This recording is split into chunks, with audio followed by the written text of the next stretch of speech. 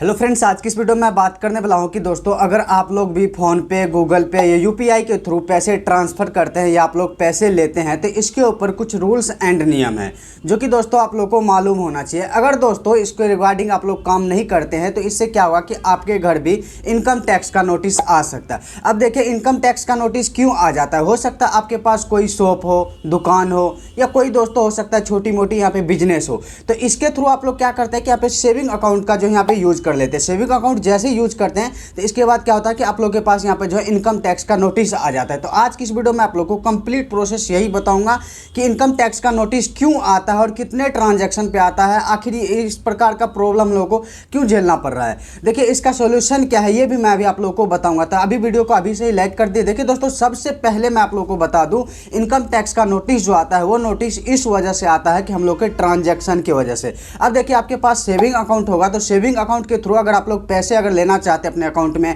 और कितना भी पैसा लेना चाहते हैं तो वो ले सकते हैं। 1 लाख, 2 लाख, 4 लाख, 5 लाख ले सकते हैं।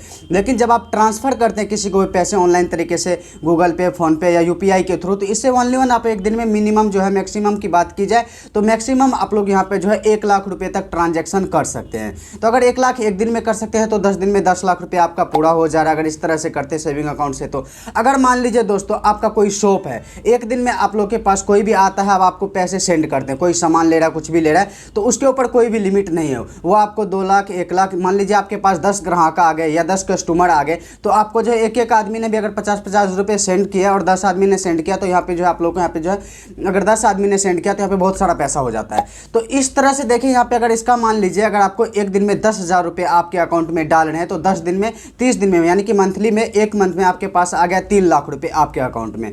3 लाख रुपये आ गया और अगर मान लीजिए 3 मंथ में ही बात किया जाए तो यहाँ पे आपके 9 लाख रुपये मिल जाता है। लेकिन इसका ट्रांजैक्शन का लिमिट जो रखा गया है कि अगर मान लीजिए आप लोग सेविंग अकाउंट है, आपके पास कोई बिजनेस नहीं है, इसके थ्रू आप लोग यहाँ पे जो यूपीआई यूज कर रहे हैं या आप पैसे ले रहे हैं, तो आप लोग ओनली वन साल में 10 लाख रुपए आप लोग ट्रांजैक्शन कर सकते हैं।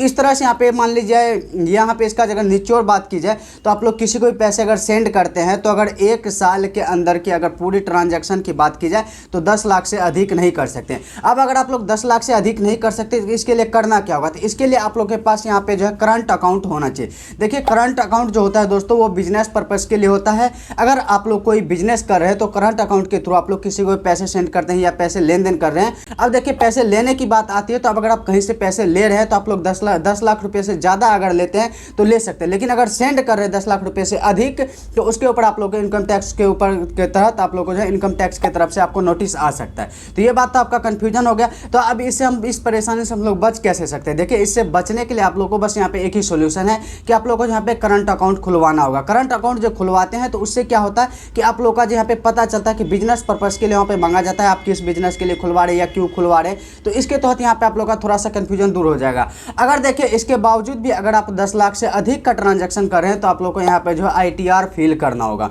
देखिए, अगर आप लोग ITR फिल कर रहे हैं तो इससे क्या होगा कि आप लोग का जो यहाँ पे जो है किसी भी प्रकार का, जब जैसे आप लोग ITR फिल करते हैं तो वहाँ पे आप लोगों को दिया जाता है, आप लोग वहाँ पे जो है नोटिस करते हैं कि मैं इसलिए ITR फिल कर रहा हूँ, मुझे इतना इनकम हो रहा है या इतना सैलरी से आ रहा है या मेरे घर में इतना आमदनी आ रहा है। तो इस तरह से आप लोग यहाँ पे जो है अपना ITR फिल कर लीजिएगा। तो ITR फिल करने के बाद आपके घर के ऊपर जो दोस्तों या आपके जो अकाउंट के ऊपर जो दोस्तों या दोस्तों आपके ऊपर किसी भी प्रकार का जो है यहाँ पे नोटिस नहीं आएगा। तो इससे बचने के लिए यहाँ पे 2 ही सोल्यूशन है। ITR फिल करना है आपको अगर आप सेविंग अकाउंट यूज करते हैं। अगर 1 कर रहे हैं, 2 कर रहे हैं, यहाँ पे ये बात नहीं हो रही कि 1 अकाउंट यूज कर रहे हैं। आप सेविंग अकाउंट कितना भी यूज कर सकते हैं अदर बैंक में। जैसे मान लीजिए आपने सेविंग अकाउंट खुलवा रखा है एक SBI में, पंजाब नेशनल बैंक में, HDFC में या किसी में भी खुलवा रखा है तो आप लोग कर सकते हैं। लेकिन आप लोग एक बैंक अकाउंट से ओनली वन 1 साल में आप लोग 10 लाख रुपए तक ट्रांजैक्शन कर सकते हैं। अब बात ये भी आती है कि मान लीजिए आपने 2 अकाउंट खुलवा रखे हैं, एक अकाउंट में आपने 10 लाख रुपए कर लिया, क्या दूसरे में कर सकते हैं? दूसरे में भी अगर कीजिएगा तो आपका पैन कार्ड, आधार कार्ड, जो KYC जो होता है तो वहाँ पे तो आपका डॉक्यूमेंट्स एक ही लगा हुआ है,